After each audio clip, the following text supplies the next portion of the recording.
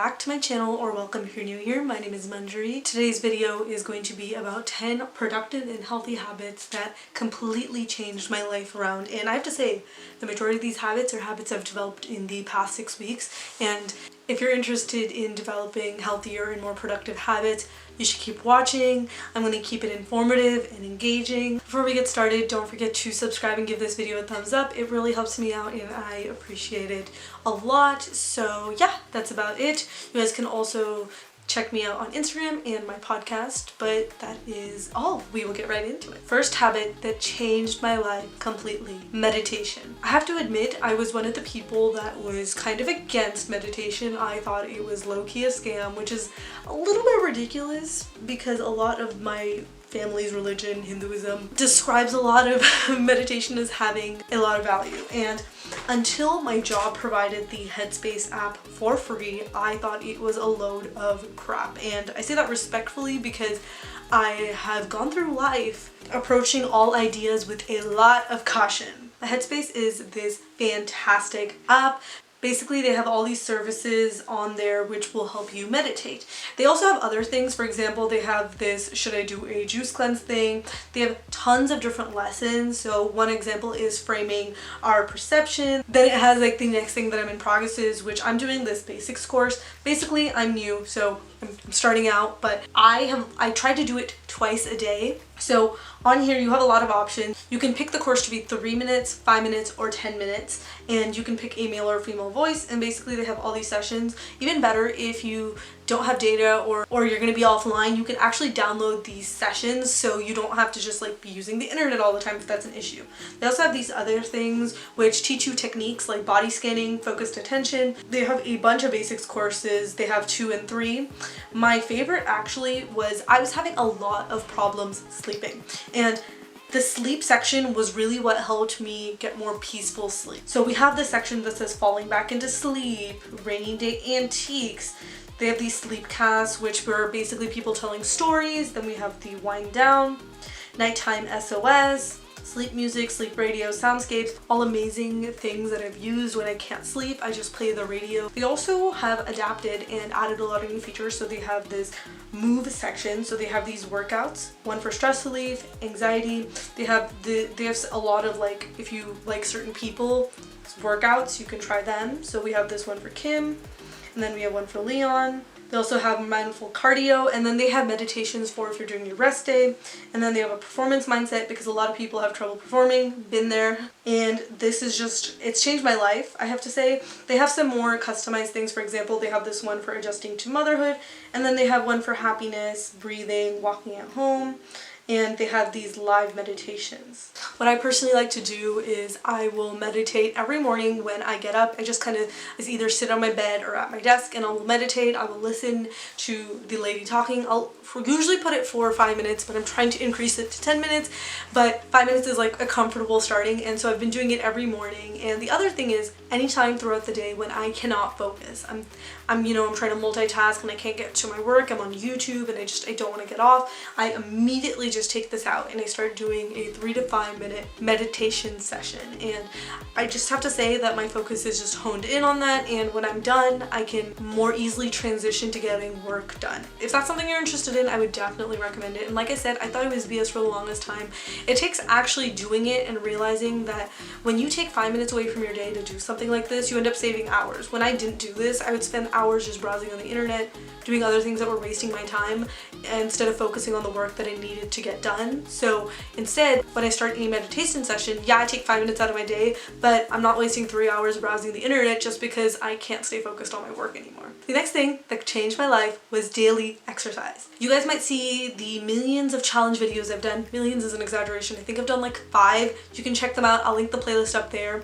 But daily exercise has actually changed my life. When I first started out at the beginning of March, when I had to move into my parents' house from the dorms, I think it was like March 15th or something, I was not doing daily exercise, and I was just finding the transition to living back at home and not leaving the house pretty rough. Basically, I can't drive anywhere because my parents took me off the insurance and my dad is pretty much a stickler for the rules, so staying stuck at home was just not great for me. I felt really isolated and I don't mind walking my dog, but I definitely didn't feel like I was getting the strenuous level of exercise I needed. So at first I was trying to incorporate exercise, and so my parents had a treadmill in their garage, and so I was doing that, and I was also lifting weights. But I found that just doing exercise randomly wasn't working with me, and so I did these challenges. I've done like 3 different coaching challenges and some other stuff, and finally just doing one of those regimens really helped me. If you're disciplined, then not doing a challenge can still help you. I'm just gonna say that. But for me, because I don't feel like I have the discipline, I had to do these challenges, and basically these challenges will tell you exactly what to do every day, and it's just something to follow. Personally, when I was having an off day, I would just say, screw it, I'm not gonna do it when I was following my old schedule, which was, you know, running on the treadmill and lifting weights. What I do though, which has really helped me, is I will do my exercise in the middle of the day. You know, when you're getting to that point where you're losing focus, and I've tried my meditation and I'm still feeling my mind drifting a lot, and it's just more energy to try to get yourself to focus than you're actually doing the work, that's when I'm like, okay, it's time to exercise, and I will do whatever her challenge says for the day. So I would recommend, you can find tons of these challenges, so many different fitness gurus, is that what they're called? Basically fitness people on YouTube. They have tons of challenges out, so I would really recommend trying them out. We need more exercise than we give ourselves credit for, and just walking around in our previous pre-quarantine lives, we were walking around a lot more and we're not now, and we need it. So getting your exercise in, and especially making a point to do it, is definitely important. The next habit that has changed my life is not using my phone immediately after getting up and immediately before sleeping. Because I meditate, I find it a little bit hard to do the when you wake up, because the first thing I do when I get up is the meditation. But basically what I kind of do now is when I wake up, I make a point to brush my teeth and do all these things first before starting my meditation, so that way I'm not using my phone. Now, you might have seen the tons of research that relate to blue light emitted because of phones, especially when you're sleeping, which is why it's not really good to keep electronics near you when you're sleeping and at night. Using your phone before you sleep or right after you wake up is emitting those rays, and it's just harming your sleep. So what I did is, basically what I have done from now on is, every time I'm sleeping, I will turn off my phone. Well, not turn off my phone, but I'll keep it in the charger far away from me, and then I will go into my nighttime routine, which is like my skincare routine, my nighttime routine, which is, you know, changing my clothes, taking my shower if I need to, brushing my teeth, rinsing my mouth, flossing, getting my retainers in, and that ends up taking me anywhere from 30 minutes to an hour, and that way I have not been using electronics before I sleep. I also have a lot of books I like to read, so I've been trying to do that if I feel like I can't sleep and I feel agitated and wanting to go on the internet, because before I used to sleep by watching YouTube videos until I was dead tired. I'm telling you, doing that schedule and then doing this is really just an eye-opening experience. The next habit that has basically changed my life is drinking a gallon of water a day. I did a whole video on all the benefits, so I'm gonna also link that up above, but I have to say, before I did that, I would drink like maybe 8 ounces of water a day if we're lucky, which is horrible. You're supposed to drink like, I think 64 fluid ounces, and a gallon is 128. So yeah, it's a lot more water for sure. I mean, I'm just gonna list some of the benefits of drinking water, but you should really just watch the whole video if this is something you're interested in. You lose weight, you have more energy, you lose the migraines, you're more focused. It's really just a life-changing experience when you do it. But I don't drink a gallon of water per se anymore, but I definitely drink way more water. When you realize how little water you've been drinking and how much it's been affecting your performance, you're just more likely to do it more. So you don't realize that your mouth craves the taste of water until you actually drink it, and that was the case with me. Like, I didn't realize how thirsty my mouth was and how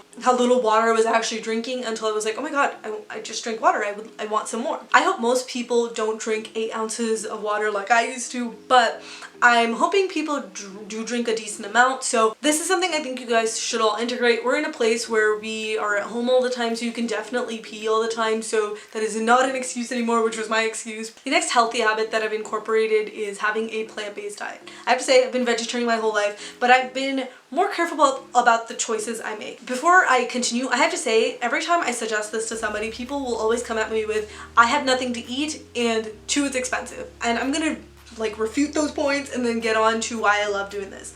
One, you don't have anything to eat. If you don't have anything to eat, then that means you have never eaten a seasoned vegetable in your life. I freaking love vegetables. Anytime someone offers me cheese pizza, I will always go to the vegetable. I hate myself. Why can't I speak English? Okay, English is supposed to be my first language, but I'm acting like it's my 7th language and gibberish is my first. Anytime I see somebody telling me like, oh my god, I can only have a grilled cheese sandwich, girl, put some veggies in your sandwich. And if you don't like veggies the way they are, stir fry them, add some salt and pepper, add some other seasoning, and even Trader Joe's freaking sells seasonings now. You gotta find it. And the best advice I can give people who think there's nothing to eat is look up recipes. There are so many different recipes online. I'm not like I'm not Gordon Ramsay, so I will definitely do a video in the future if people are interested, but I don't want to expand too much on specific recipes. But there are so many recipes online. You just have to educate yourself and figure out like what kind of things do I like, what kind of things can I make work, because I have to be honest, I freaking hated mushrooms for the longest time until I figured out how to make stuffed mushrooms. It just takes figuring out how to season your food properly, make dishes that work for you, and to do that, you gotta do your research. Number 2, it's expensive. It's only expensive if you're shopping at Whole Foods or you don't know portion control. I know people who can spend $30 on meals for a family of 6. And I'm not saying those people eat like organic and other things, but they eat meat, and meat is more expensive, so keep that in mind. And that's why every week I manage to get my groceries for $20. First of all, you can't be shopping at Whole Foods if you want to do it. Just because Whole Foods is more expensive, it doesn't mean their quality is necessarily better. You can go to Trader Joe's, Target, and Walmart and still get foods that are organic, grade A, and well treated. I'm just saying. But the other thing I've seen is people will just buy groceries without like explicitly writing things down, and then you have a lot of things in your fridge and you're wondering, everything's expiring. That is a rookie mistake. You gotta figure out what exactly you need so you're not buying unnecessary things. You can buy stuff from Walmart and Target and still be buying food that is organic and good for you and healthy, as well as plant-based.